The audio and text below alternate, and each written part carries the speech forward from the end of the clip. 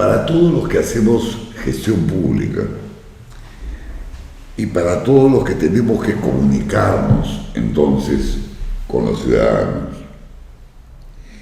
nos es indispensable entender que la mayor parte de usuarios del Estado son ya los llamados millennials, es decir, aquellos jóvenes nativos digitales, aquellos jóvenes que ya nacieron existiendo la computadora.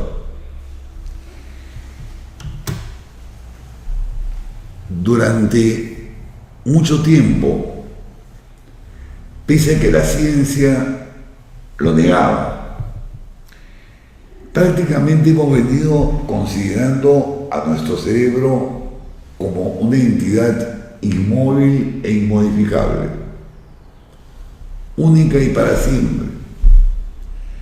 Tal vez razones religiosas, creacionistas, nos hayan llevado a eso, a pesar de que la evolución de las especies de Darwin nos podría decir lo contrario. Sin embargo, tendemos a pensar que el hombre fue creado una vez y para siempre, y permaneció siempre igual. Sin embargo, como estamos viendo en pantalla, el cerebro es una entidad plástica, es decir, amoldable, y fundamentalmente aquello que amolda más, que configura más al cerebro, son las tecnologías de la información que el ser humano utiliza. Es decir, la palabra hablada que configura el sistema cultural de la oralidad configuró un determinado tipo de cerebro. La palabra escrita alfabéticamente configuró también una determinada gnosis, un determinado cerebro y obviamente una determinada organización social.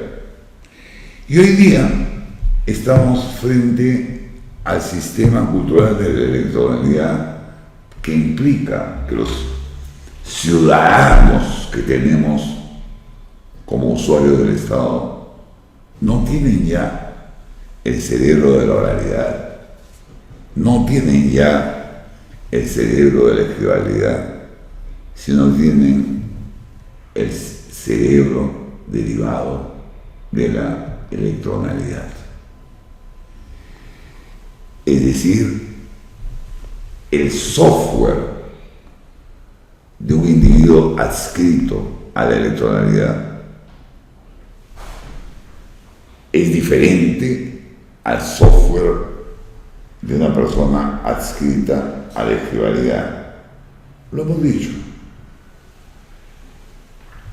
Software significa hablar de modo de producir sentido, hablar de vectores de producción de sentido, hablar de matrices de producción de sentido. Y el software electronal es diferente al software escribal. Allí donde la escribalidad nos hablaba del ello objetivado, la electronalidad nos habla del ello subjetivado. Allí donde la escribalidad privilegiaba la metáfora, la electronalidad privilegia la metonimia.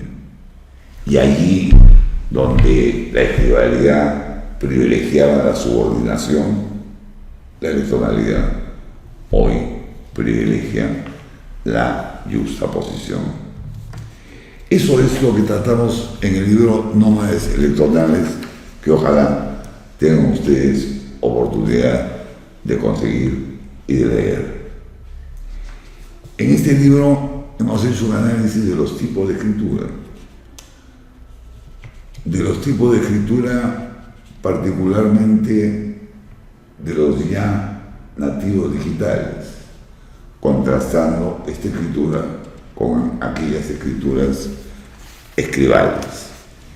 Y lo que vamos viendo es sencillamente, lo constatan ustedes todos los días, la irrupción sistémica de los emoticones y de los emojis. Es decir, estas caritas felices. Primero aparecieron como un artificio de la tipografía, pero luego se convirtieron en elementos autónomos. Sí, las máquinas venían programadas con caritas felices. Y una cosa importante, sumamente importante, al principio nos parecían adornos y todos considerábamos que eran adornos nada más. Pero miren ustedes, el diccionario de Oxford, que es uno de los diccionarios más importantes del mundo de la lengua inglesa, en el año 2015, el diccionario de Oxford, todos los años, mediante una serie de estudios de frecuencia, elige la palabra del año. Y el año 2015 ya, curioso, eligió como palabra del año ese emoji, el emoji con las lágrimas sonrientes. Dos cosas hay que observar ahí. En primer lugar, que una entidad serísima, como la Universidad de Oxford, considera palabra al emoji. Palabra al emoji. Por eso la palabra del año 2015, un emoji. Correcto. Esto hubiese sido una herejía 4 años atrás. Sin embargo, este diccionario de alto prestigio, del más alto prestigio en la lengua inglesa, no tiene reparo en admitir que esto ya es equivalente a una palabra. Y lo segundo es, para no dudarlo, que haber escogido este emoji ha sido una dura tarea, pues han tenido que escoger este emoji entre muchísimos otros que son sumamente usados, mucho más que muchas palabras, ¿no? Ustedes que me están viendo en este instante recordarán pues ese bonito que se tapa los ojos, es un emoji sumamente utilizado. En fin, hay una serie de emojis que utilizamos a cada instante y que hoy ya son técnicamente llamados palabras. Esto es importante porque subraya lo que decíamos hace un instante. El software electoral ha cambiado y decíamos, el primer cambio es ello subjetivado. Es evidente que un emoji no es un dato objetivo, sino es simplemente la expresión ya de un afecto, de un sentimiento, de un querer, de un desear.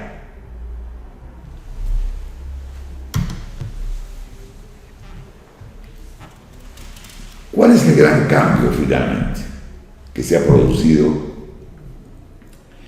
como consecuencia de la plasticidad del cerebro y como consecuencia de la influencia de las tecnologías de la información sobre el software cerebral y sobre el hardware cerebral?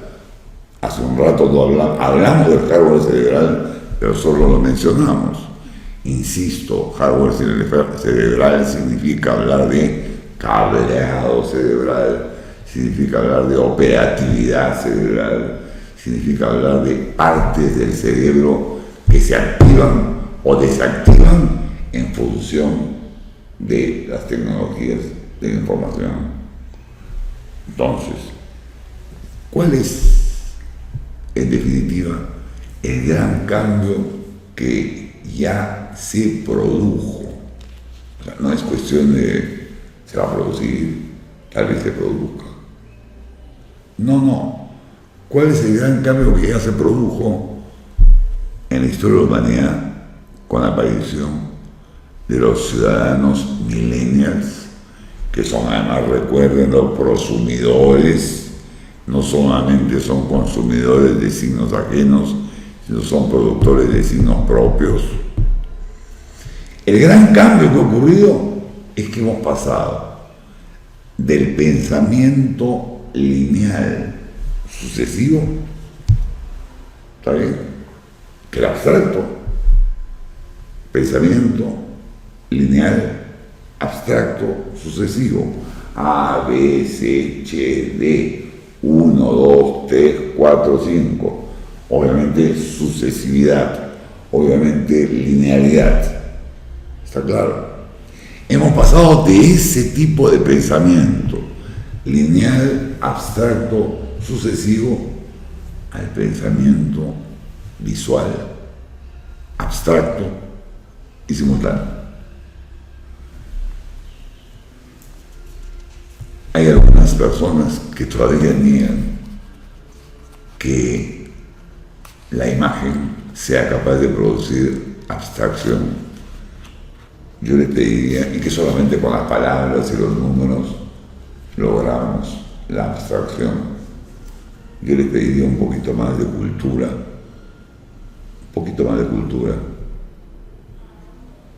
para que piensen en la barbaridad que están sosteniendo.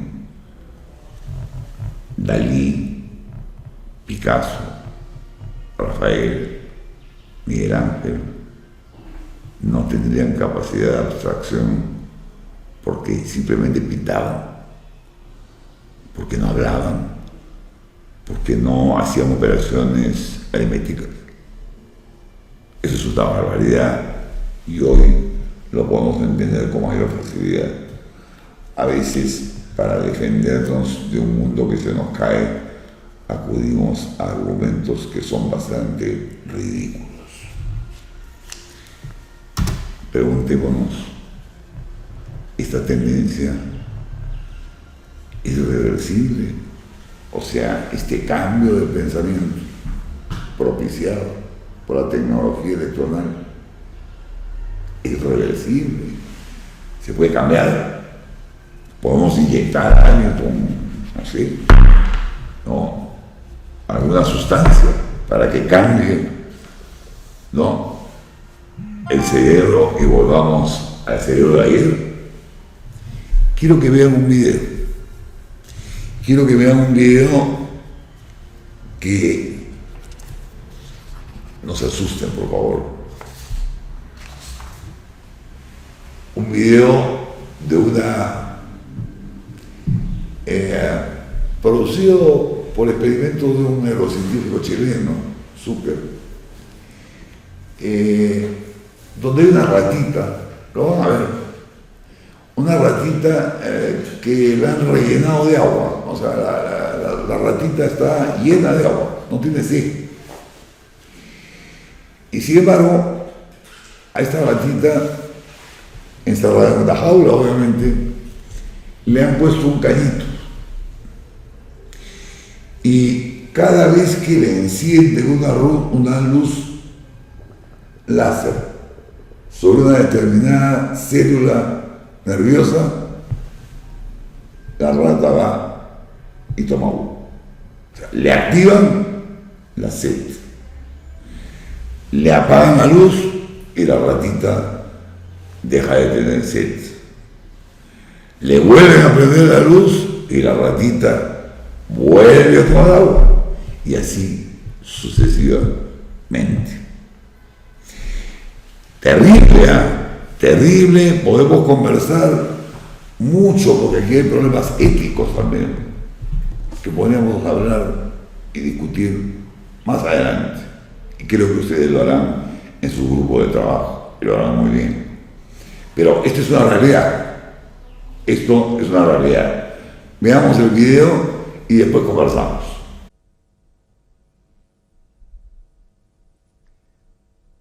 Ahora le activamos el cerebro con light.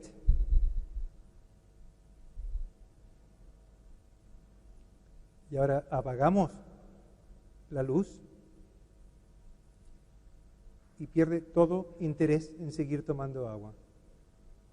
Y ahora en el siguiente frame, la misma historia, está ahí putzing around, sin ningún interés, prendemos la luz y va directamente.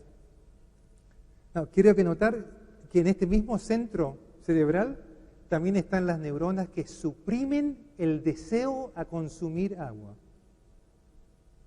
Son el yin and el yang. ¿Vieron el video? ¿Se asustaron? ¿Se preocuparon? Bueno, hay bastantes razones para preocuparse, ¿no?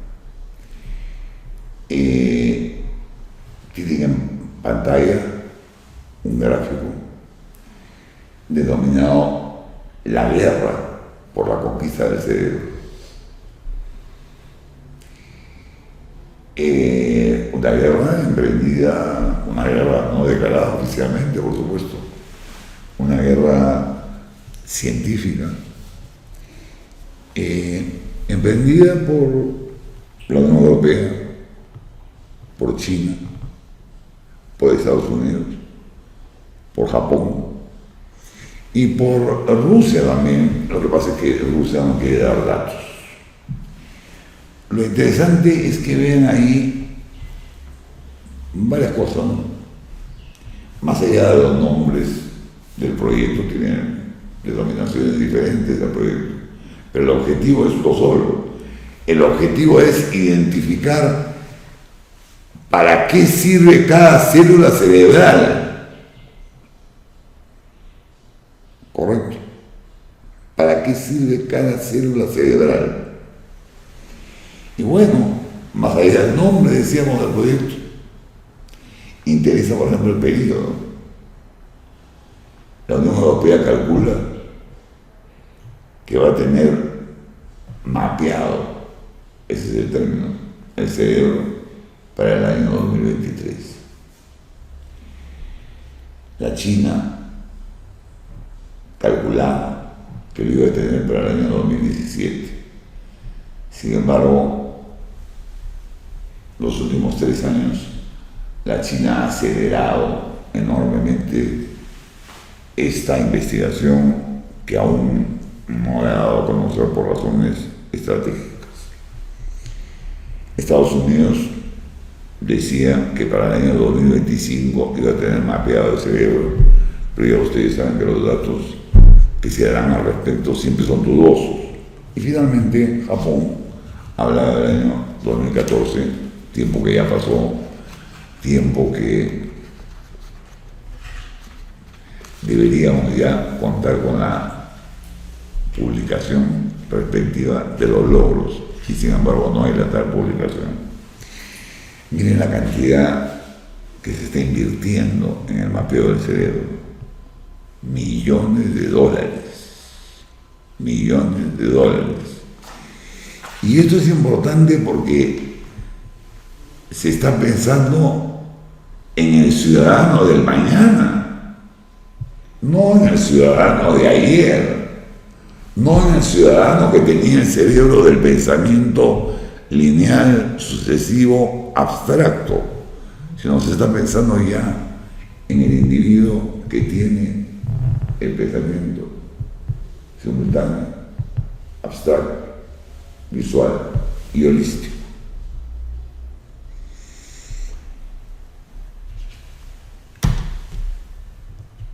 Un cuadro adicional nos indica cómo en las proyecciones, bueno, por lo tanto nos indica que la pobre medusa es la más burra de nuestras especies, ¿no?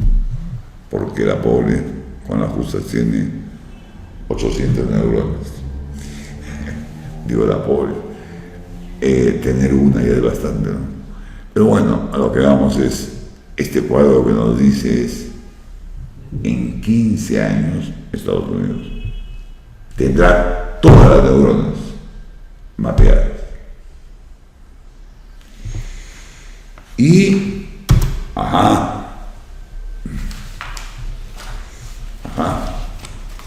pero esto es importantísimo para la gestión pública, para la vida pública, para la vida política, para el concepto de ciudadanía, para el modelo de Estado que necesitamos. Gary Small, deliberadamente he puesto ese texto allí. Gary Small es considerado, es un profesor de la UCLA prestigiadísimo, de la Universidad de California. Es probablemente el neurocientífico más importante de los Estados Unidos. Y quiero leer con ustedes lo que él dice.